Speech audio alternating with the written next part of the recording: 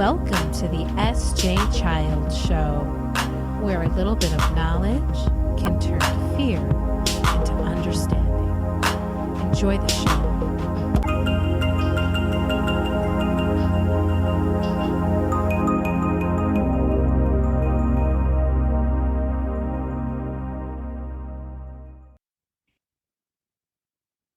Hi, and welcome to the S.J. Child Show. I'm really excited today to talk to Michaell, and I'm just met him recently, and we're going to have a really fantastic discussion. I can tell right off the bat. Wonderful energy, and I love your background. So it just makes me feel comfortable and ready to be here. So I'm so excited to have you. Welcome to the show. Hi, Sarah. It's good to be here. Thank you for giving me some canvas to paint. Yeah, I created that background. I created all these. I always create something. You know, I'm an artist, so I can't hold back. Right? No, I understand that. The artist myself, so I can completely understand that. Well, why don't we just start with an introduction? Let us know where you're from and what brought you here today. Okay, so I am born in Vienna, Austria. I came here when I was about 20 to America. I currently live southern in Laguna Beach, that's south of Los Angeles. I was a sick child, and when I hit the school, I got the second slap in my face that I was neurodiverse, extreme. So I'm dyslexic with dysgraphia. And I wasn't aware of anything. My diagnosis was basically, okay, you are dyslexic, so all we can do is you still have to pass the class, you still have to do the school, you still have to do speak in front of the class, you still have to read in front of the class, and all that stuff. We know you're dyslexic, so that's it, you know. So perhaps that was insofar when between two grades, you know, if you get an E or an F or whatever, yeah. So that they say, okay, the guy's dyslexic, let's give him a break. I perhaps I didn't find it because I had to repeat 2 or 3 grades. So I was horrible suffering. I wasn't aware that I was suffering. You know, I wasn't aware that I was suffering because at that time, you know, you remember when you're an adolescent, you live day by day and you want to just fit in somehow. And the problem is, you know, by your DNA, you're driven to fit in because we are inclusive. We are a herd animal, a social herd animal, and we're driven. That's why it's so important that adolescents, when they separate from that family tribe and go into the local tribe, not in the world tribe, but in the local tribe, that fitting in is very important. You know, and the feedback that you get from the group, and I had to. I mean, can you imagine? I was like 3 years older than I came already in school at 7, and I was dumber and and the quotes. I didn't know that yet. Like you, it made all of a sudden once you get diagnosed, it makes sense, and then it's not that you say, "Oh, I'm a victim" or whatever, but it makes sense, and you don't think you're odd. See, by nature, your existence is the proof that you're worthy, because nature doesn't have, you know, extra 1,000 elephants and says, okay, we have 2,000 elephants, let's throw those away, you know? So we are systemically, when we look at our humanity, we look at, okay, there's 8 billion people, they're all the same. And that's not true, because we have different fingerprints, different eyes, different DNA. Absolutely. So we are, if anybody, when I talk to children or young people or any at all of me, if they say I'm not worthy, I said, you cannot not be worthy. You cannot have system value, but you are worthy by nature. You cannot, like women say, you know, we're not equal. We had to fight. No, you're human. You're the only unique you have.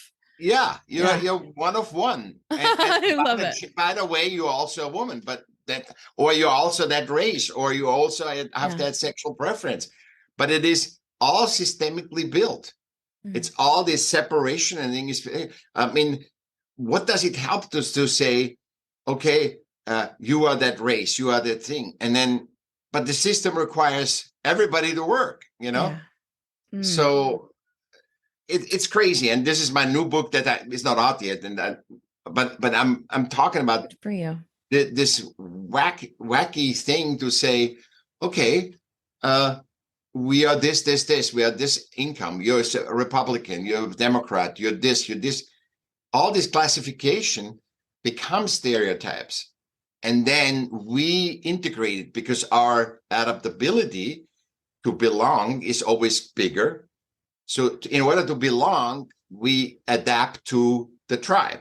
Yeah. And so we become Republicans, Democrats, whatever, gays, this race, that race, whatever, And that once you see that, then you can still be a Republican or Democrat or whatever. And you can still be in woman functions, but you don't have to say, okay, it's woman before man. It's woman before anybody else. Yeah. It's human before everybody else. Yeah. And then you just have that subcategorization, system categorization, because a zebra doesn't care if you're a female zebra unless it comes to procreation. But it doesn't really care, who is what. And it doesn't care if the giraffe is a different patterning. Yeah. It doesn't matter. They just hang out with each other. They play with each other. Animals always play. And what do humans do? We are animals too. We play too. When guys meet or girls meet, what happens? The first 10 minutes is just joking around, Yeah. Right. Yeah. And we forget that. We forget where we are. Where it stops. Yeah. Right. Where does our natural heritage stop? And where does the system begin? And I want to this is my mission, to make this aware, to refine out. I'm not saying go back to nature, forget systems. No, use the systems to be human adapt. Like that you say today, hey, there's a neurodiverse kid, he needs to be treated differently.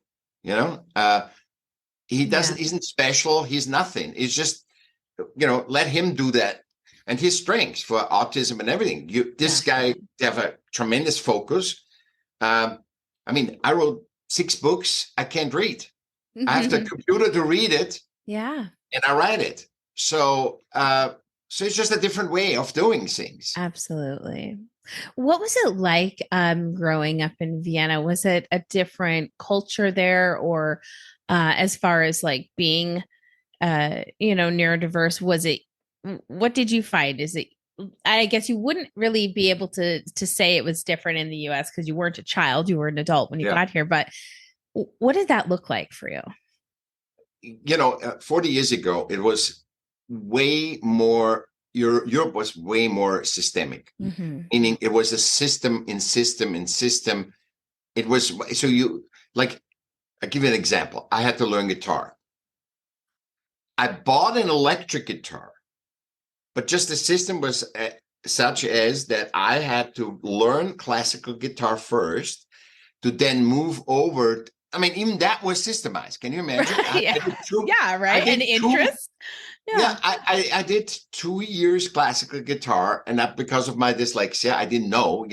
And I bought an electric guitar, but I had to buy, I made, sold tapes out of my trunk so I could afford, a classical. My parents bought me the classical guitar, and I bought myself the electric guitar. Yeah. I could just fiddle around, but I almost didn't allow myself to play the electric guitar because I know the structure was you need to learn classical guitar first. Wow. By the way, that was the wrong instrument for me, but because I found that later that my instrument is percussion,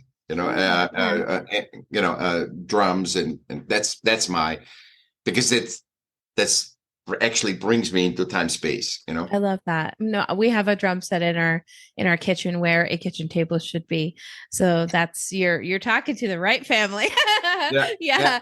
We like to encourage all kinds of positive expression. And I think this is a really interesting. It just popped into my mind, and I'd love to get your opinion on this. And you hear so many times like, oh, this child, is verbal or nonverbal and drew this picture that is they consider negative or scary for the child's age or those kinds of things. In my personal opinion, I feel like any type of expression, whether the adult understands it or not, is so positive for that child to be able to get out any of those emotions and recreate it in any way they feel viable and possible so that they can better communicate and process those feelings and emotions. And I encourage all types of drawings. If why not? When we're upset or angry, we can yell or stomp our feet or do anything else. Well, why can't a child express themselves in the way that is more meaningful for them and easier for them? So what do you think about that, being an artist yourself? I always think any expression needs to be expressed appropriately. Obviously, I cannot, if I'm angry, I hit you over the head. That doesn't work. Yeah. but if you could teach a child that it is good to feel a certain way, and I just recently had that, and actually wrote that in this book too. I said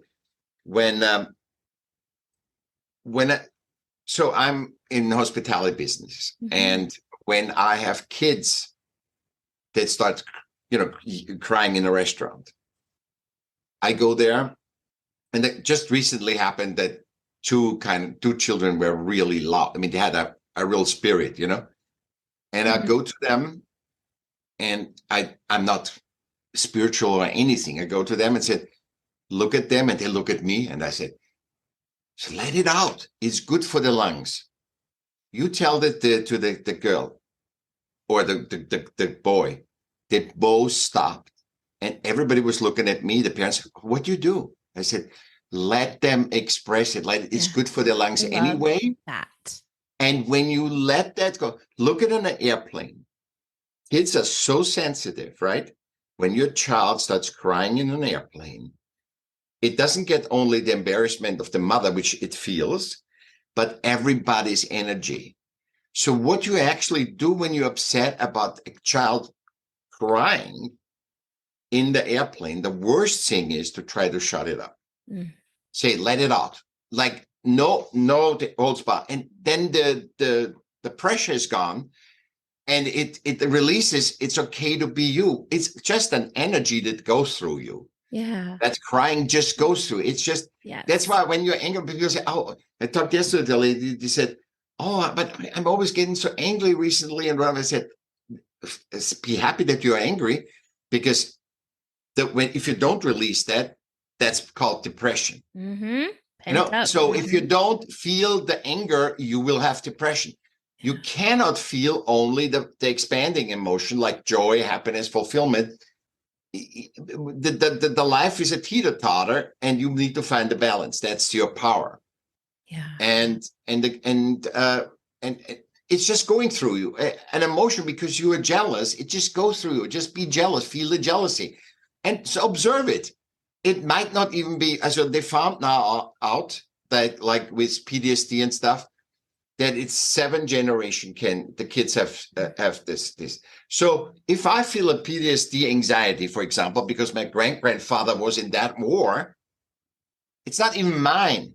It just needs to go out. It's just in me, and I need to release it. But if I try to psychoanalyze it, pressure it to get the antidepressant, it's not going to do. It's very easy when you just let it go. Yeah. Like you said that intuitively, your stuff too. Let them play on the drums for thing. Yeah. If you don't want them to play on the drums, don't have drums. Exactly. No, but agree. You can't buy drums and then be upset that they play drums, 100%. Absolutely. No, and our son, and I was going to tell you beforehand, I forgot that he may decide to come in and interrupt, but he, is he's so unique, so unique, and I hope you get to meet him someday. But he was reading it at 1 year old, writing it 2, and has a photographic memory, a 99% working memory. And so with that, taught himself several instruments and music and languages. He speaks 130 languages, Michaell, and he is semi-verbal. So we work with what we can. But the lessons that he has taught me to when I see him being able to let things go or to not be judgmental of himself or others, like it really makes you adjust how you are showing up in the world and really look at yourself, especially as his parent, and say, oh my gosh, I have to be like the best that I can be for this human because Yeah. he's 10 times more advanced than everyone around me. And it really just makes you want to work harder, want to be a better person. And and that's for me personally. Thank goodness I have that, blessing. But also, my husband and daughter have dyslexia. And so I see the opposite side of that. I see exactly how they, have to strategize ways to get over their challenges and really have to use extra tools to help them navigate through so many situations because our life now is there's so many things you have to read, labels in the grocery store, street Yeah. signs on the road. I mean, there's so many important things like that. And so being able to really like perceptively uh see what they're going through and kind of accommodate them all in their own place that they're showing up at is hard until you learn how to do it, and then it's natural, and then Yeah. it just flows, just like you said. And of course, we're human. We're going to get stuck sometimes and we're going to get angry and frustrated and not let it out. And then we're going to realize, oh gosh, I should have remembered that and I should have followed through. But that's also our human, kind of path of repeating mistakes that we haven't learned from yet. And I think that there's a lot of growth and beauty that happens in that. And that's a little bit harder, especially for cognizant learners to kind of grasp that trait, if you will, that, The thing is, I come back always to nature. I said, your son, you, we are all, there's no mistake that we're here. Yeah. So we have stuff that other people don't have. Yeah. And now all of a sudden, everybody jumps on that bandwagon, dyslexic thinking and all this stuff, Richard Branson and so on. But basically that's only, how can we implement those guys into systems? No, they have to be human first. Yeah. And they have to understand human, especially neurodiverse kids have to learn how to be in the body, because they are like your son does 100 languages and all this stuff. They need to have the 100 languages. They're not going to lose them, but stay in the body because it's a physical experience. It's not a brainiac experience, but the physical experience. If I had so many languages, it's that he probably should connect to as many people as possible, if he can, to understand, because other people give you understanding. That's why podcasting is so, I think, because people, it's a listening medium. I love that. It's a listening, maybe, people love to listen, and you listen to me, I listen to you. It's a listening medium. And we only, less than 1% makes 99% of the revenue. So there's literally, if we don't do it for the humanity of it and for what's not systemic, the money, that's where the growth is, because we're all interconnected. And if you and I resolve something or have an idea, everybody else gets it, if we talk to them or not, Yeah. So that's why I always say I love to do this. I always focus on the talk, never on, are we going to have a lot of listeners? Or obviously we want a lot of listeners, but if we have them or not is inconsequential to what we're creating right now, because in the moment we're aligned with the universe. We have to take attention of each other. Plus the other person brings out more in you. Yeah. So this is the magic of that's why I say human dialogue is the second superpower. The first one is creativity. Human dialogue is the second, and adaptability, that you and I can talk. We need to adapt. That's I mean, I could speak in German to you, but it wouldn't help a lot. I So could bring DJ in, right? exactly. Yeah. That's true. That's fantastic. Oh, I mean, it's just fascinating. And I think that, like you had said, I had mentioned about the amazing, the calendar time that it opened up perfectly. And it just aligns, everything aligns when you are open to just going with that, and I believe in that, and so obviously you do as well. And I think Yeah. that um as you get older, in maybe magic 40s, something opens up in your brain, I don't know. But there's a real movement of like acceptance and more understanding for myself and humanity, and just wanting to really just share that and teach people, and kind of seeing those around me who are maybe stuck in not letting go of things, and holding on to those things, and not allowing themselves to be in nature and be just connected. And but you can only do so much, and that's why I think that a great thing like you're doing is really teaching people how to connect those things and those spaces into creativity. Let's talk about that and kind of how that started for you, and what made you kind of go into that as a passion.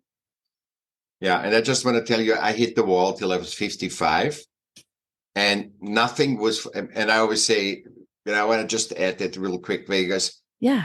Life is, when you live a human-centric life, it's the fulfillment what you chase. Fulfillment is when you live a human-centric life.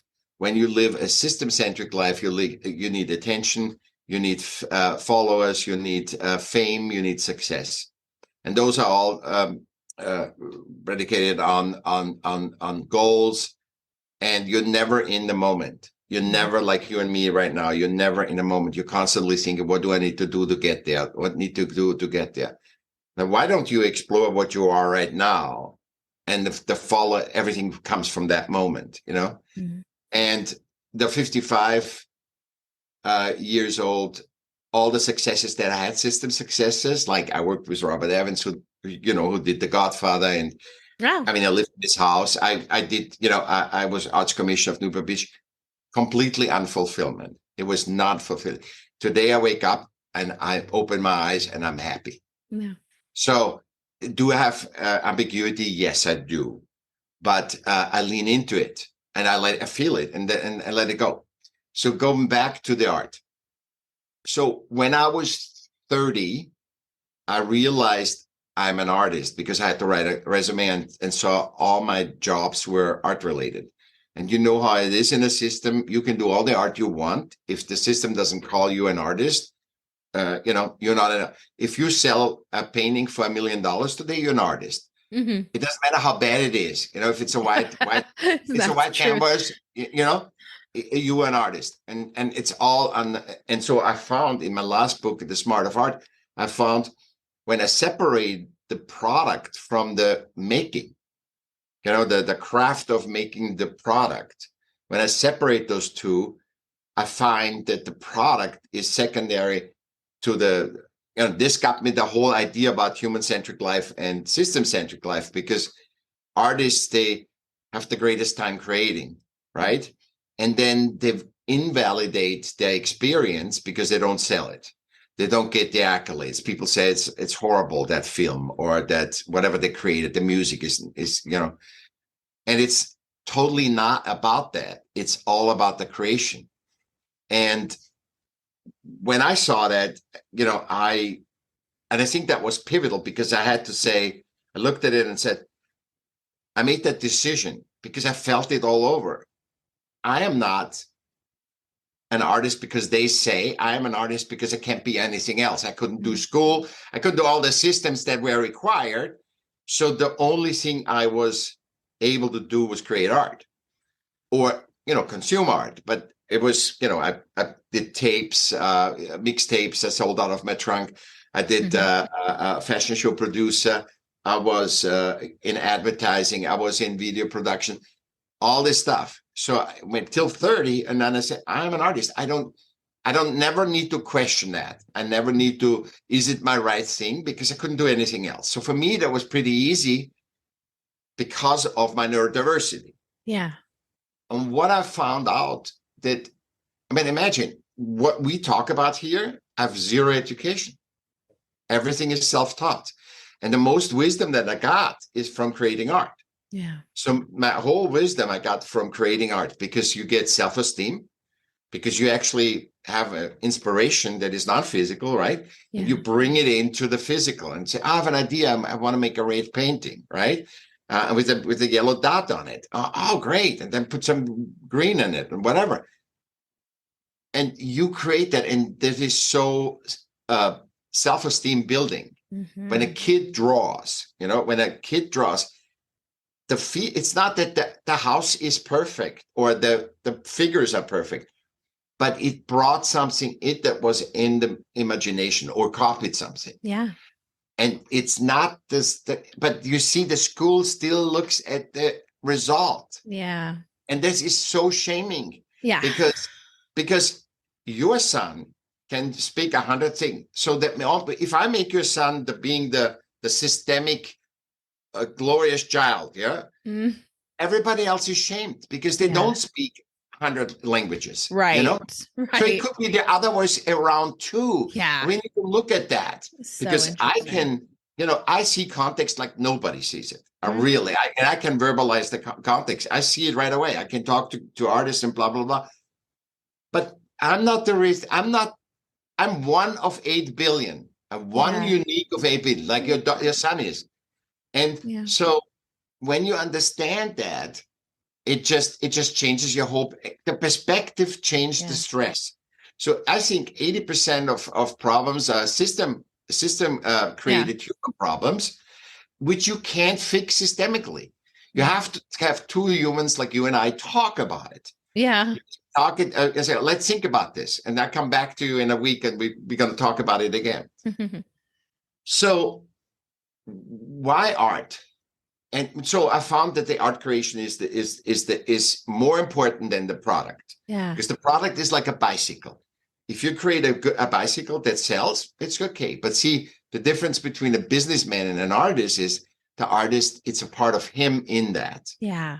Where the businessman obviously is a part of him in there too. But he says, okay, I think I could make a better bicycle than anybody else. And then if it doesn't sell, he doesn't care. Then he says, okay, do something else. Make some clothes or sell that on the marketplace. And artists don't think like that, because it's of their essence. A part of them is in that product. And when it then doesn't get accepted, we are inclusive. We want to be part of each other, then they feel they're not good enough, because the worst thing for humans is exclusion. Yeah. That's the worst thing, because it's saying you're not belonging to the tribe. I mean, this is for animal the same way. When the little kid, the fawn, looks too weak, it needs a human to take that and raise him, or otherwise it's gonna die, or it's gonna be eaten. So the worst of a living being is to be excluded from the herd. Yeah. And that's why. But if you systemically look at everything and categorize it, then it becomes a stereotype. I said that before. But when the art creation, what happens is art creation and art in general gives us a blueprint what's possible. So, for example, all the stuff that forever in theater, women play man role, if they or reverse, right? In that environment of art, nobody cares if you're a woman or a man, or if you contribute to the play, you're in. Yeah. It doesn't care what race you are, or whatever. In school you see it. Big boys and little kids, they're in the same play. Girls and boys. You don't have a boy, you use a girl. You don't have a girl, you use a boy. Yeah. That's the blueprint on how humanity can function. That's in art creation. That's how we should look at art. Not, Hey, can he be the next Picasso? Who cares? Yeah. Who cares? It is what it's about, the process, because life isn't an end all be all. It's a process. And art is it's inherent in us. If you make a little thing, you don't need to have 100 speak 100 languages. You speak already 100 language more than your son, because you make a little stick figure. Everybody on this earth planet understands it. Yeah. So we were given that, and we made it systemically. It's like, flying was once a very elegant, beautiful experience, and now flying is like a hurt thing. It's like we make when it's systemically, it takes out all the human juice out of it. Yeah. How can we make changes this so far into it? Awareness. It's all awareness, because look, if you never thought you were a woman, and now I give you the awareness that you are a woman, and that's inconsequential that you're a woman, but that you are a woman, you act differently. It's just a perspective. If you always thought you were a man, not that what you believe inside. No, I'm just saying somebody told you, raised you like a tomboy, cut your hair short, whatever. And then you come into society and say, you're not a boy, you're a girl, And once you're aware, awareness trumps everything. The moment you become aware, and this is our internal drive. Why do we do anything? Why do we want to be successful in business? Why do we want to do this? We got married. Why do we want to do all that? To be aware of what it is to be physical, right? Yeah. And in this physical realm, what does it take to be navigating this physicality? And it doesn't mean you have to be successful. It doesn't mean you have to be the best in class. Doesn't mean you have to be a superstar or have a million likes. It's just being physical and interacting with other human beings, And even if you're in the woods, you're talking to yourself. You're never alone. You're a herd animal that is actually never alone, because you're talking. When you're depressed, you're talking to yourself. Yeah. Oh, I'm so depressed. I am so depressed. If you're angry, I'm so angry. You're never alone. It's also a shaming stuff, because the system says you have to be a part of the system. You have to be all this stuff. And if you're not, then there's something wrong with you. Right. And I think art creation gives you another world. And you say that's impossible. Now, then you look at a myth or a fairy tale or something, and it opens even if you're never gonna create Neverland, but it gives you an opening in the mind. It's possible because you saw it, and when you see it, it's possible. Oh, I love that. Tell us what you're working on now and what we have to look forward to in the future. I am not a future guy. Tell us what we have to look at the present. I am looking forward every moment that I milk the moment. That's what I tell every child and because you're gonna wake up. If you don't milk the moment, it's I do my work that I want, the awareness. I spread that. I really enjoy to be. I was at over 200 podcasts and interviews and radio stations all over the world, doing the same thing.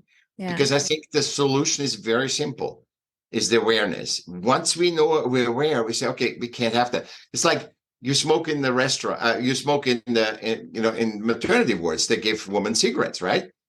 And the moment they found out, they didn't have to change the law or anything. They just stopped smoking in the maternity ward. You know what I mean? The doctors smoked. The moment, the more aware they got, it's those things when you are aware. It says, when you do this, you hurt that, and you keep doing it because you say, I don't care. That's the problem. That's neglect. Yeah. That's neglect. Yeah. But the moment you're aware, and you're really not aware because you think it has no impact. Yeah. See, I think I can have my dog poop on the everywhere, and I can do this and I can do this. I throw my trash right on the street, and you say you have no impact. That means unawareness. Yeah. Because the fact how you act means to be unaware. If you go to somebody and feel angry and you punch them out, you're unaware about your action. Yeah, definitely. Oh, look what you do in the war. Look what 300,000 people die. And we're completely unaware that this is a complete systemic, has nothing to do with human. Which human likes to have war? Who? Yeah, absolutely. Oh my goodness. So much to learn and so much value in this conversation. I've absolutely loved having you and love our time together.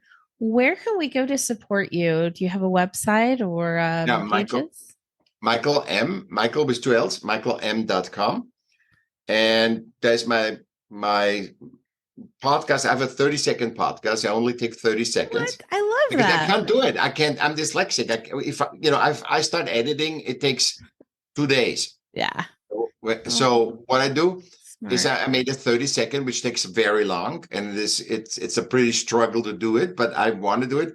It's a quote. All of these things we talked about, but it's Love all that. connected to art creation, because I think that's our first superpower. Yeah. And if we're aware of that, it's just you listen to it. There's a question. You don't have to answer it. You just answer it, let it percolate in you. That's all. I believe in the power of humans. I don't want to teach you. I don't want to. I just drop a seed and allow that seed to happen. And if it doesn't, look, you drop a seed in the earth. Some seeds are sprouting and some are don't. Yeah. That's the same way in a microcosm of what I do. I put these Absolutely. thoughts out, and if people take them, and they grow. And I trust that if you take my seed, it's not going to be something weird that comes out. I know that, because I think the human connection is just limitless. Yeah, absolutely. Oh, I couldn't agree more. And I think you'll like our quote for I have children's books and the podcast. I think it all Yeah. is kind of all inclusive, but a little bit of fear can turn, or I'm sorry, a little bit of knowledge can turn fear into understanding. And I think when Yeah. we help people understand and we show them there's no longer anything to be afraid of, just like you said, that awareness kicks in and we can really make some changes and move forward and make a better future for at least, I want to make a better future for my children because I um, see that they have so much potential and I want the world to be more understanding of them and I want them to understand how to navigate that in a better, more loving sense so that they can also be good examples of good humans on this earth. Thank you so much for being here You're today, welcome. Michaell. It was You're great to welcome. get to know you and I hope we can stay in touch. Yeah, we can do this anytime. If you have more, you want to go more into detail and stuff, we can do this again. Sounds good. And I want to just say what you show with your kids, everything is correct, what you said, and also make them aware in addition. Nature has all the answers. You just need to observe natures. If you fight with a guy at school, look at how animals do it in not look at more, just look at TikTok, whatever you're watching, Mm-hmm. and look at animals interacting with each other. You learn so much, and how do they resolve it? How does nature resolve it? It's adapting. It's not power over. There is no such thing. And once they Yeah. get that, because we are part of it, we are part of nature. And if we can get that in a child, that we're not part of a system, because we don't really fit into system either. We just have lost that where Yeah. nature begins and systems start. If you give that to your kid, I think it can self-generate answers that he wants or she wants to know.